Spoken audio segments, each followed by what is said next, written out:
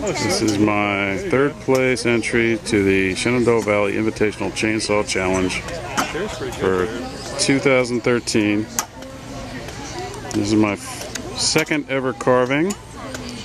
It stands 6 feet high and is roughly 2 feet in diameter.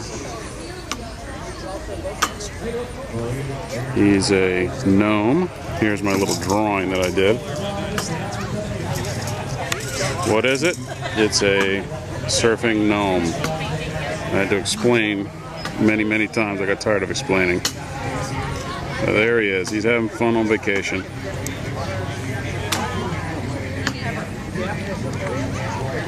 And it's out of white pine.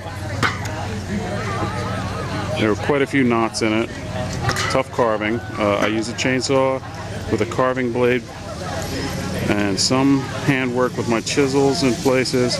I really screwed up my surfboard, but I wanted to have him on the inside of the wave originally, but there's no way to make that transition.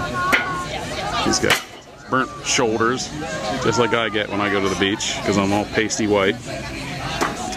The shorts are blue metallic with a overlay of